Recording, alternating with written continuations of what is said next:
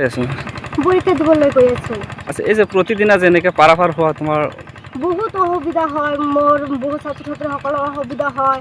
যদি চৰকাৰে মোক এটা দলং দিলেহেঁতেন বহু ভাল হ'লেহেঁতেন।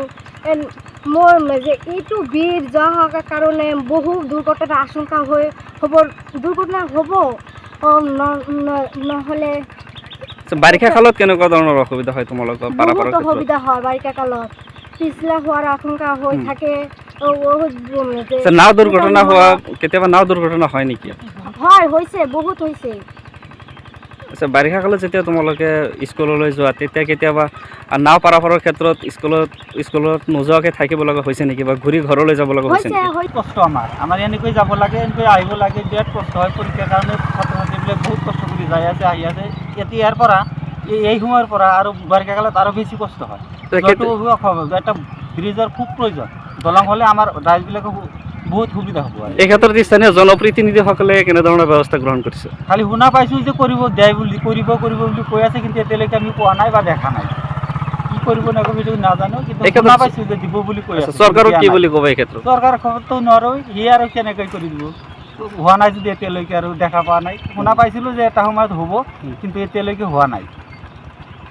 বঙাইগাঁও জিলাৰ পূৰ্বৰ উত্তৰ অভয়পুৰী সমষ্টি, বৰ্তমান নৱগঠিত চিজিংগ্ৰাম সমষ্টিৰ অভয়পুৰীৰ মেৰেশ্বৰ থানাৰ অন্তৰ্গত মাত্ৰাখোলা যি পাৰঘাট আছে, বালেশ্বৰ মাত্ৰাখোলা, এই পাৰঘাটত আমাৰ বৃহত্তৰ অঞ্চলৰ কমচে কম মানে দুপাৰৰে বৃহৎ জনসাধাৰণ আছে।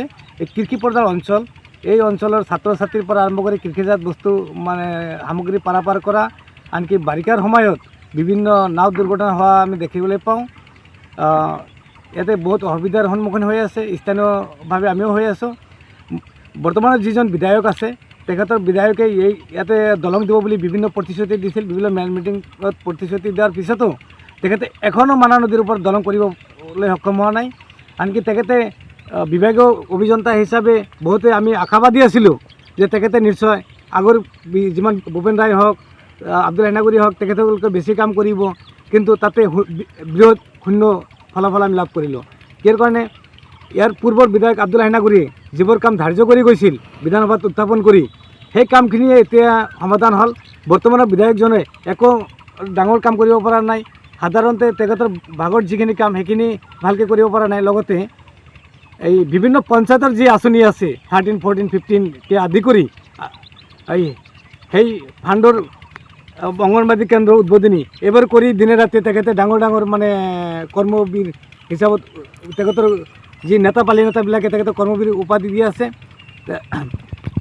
মই জিলা প্ৰশাসনক আহ্বান জনাওঁ যে আমাৰ এই অঞ্চলৰ যি নাও আছে, এই নাওবিলাকত যিহেতু দুয়োবাৰে অজস্ৰ পৰীক্ষাৰ্থী আছে, ছাত্ৰ ছাত্ৰী আছে, সময়মতে পাৰাপাৰ হ'ব নোৱাৰি, ইয়াতে দলং লাগে। আমাৰ সকলো ফালেদি আমাৰ ৰাইজৰ অসুবিধা, ছাত্ৰ ছাত্ৰী পাৰাপাৰৰ ক্ষেত্ৰত খুবেই অসুবিধা। আমি এইখিনিতেই আমাৰ চৰকাৰক আমি আহ্বান জনাওঁ যে চৰকাৰে যদি আমাক এটা দলঙৰ ব্যৱস্থা কৰি দিয়ে, তেনেহ'লে আমাৰ ছাত্ৰ ছাত্ৰী বা আমাৰ এই কৃষক মানুহ পাৰাপাৰত বা এই নাংলা ঘাটত প্ৰত্যেক দিন সাপ্তাহিক বজাৰ শুক্ৰবাৰত সকলো সময়তে নাও দুৰ্ঘটনাত ঘটনা এটা হৈয়ে থাকে। শনিবাৰত কলকাছিয়া বজাৰ, শুক্ৰবাৰত নাংলা বজাৰ, আৰু এটা বজাৰ মংগলবাৰত পাতিছে নংলা বজাৰত। এইখিনিতে আমি চৰকাৰক এইখিনিয়ে ক'ব বিচাৰোঁ যে চৰকাৰে আমাক এটা দলঙৰ ব্যৱস্থা কৰি দিলে আমাৰ ৰাইজৰ খুবেই সুবিধা হ'লহেঁতেন, আৰু ছাত্ৰ ছাত্ৰীৰ ক্ষেত্ৰত খুব ভালেই সুবিধা হ'ল। বহুত ছাত্ৰ এই কীৰ্তনপাৰাত আমাৰ বালাচৰ হাইস্কুলত, কীৰ্তনপাৰা BK, চামচাই একাডেমি, এনেকৈ বহুত স্কুল আছে।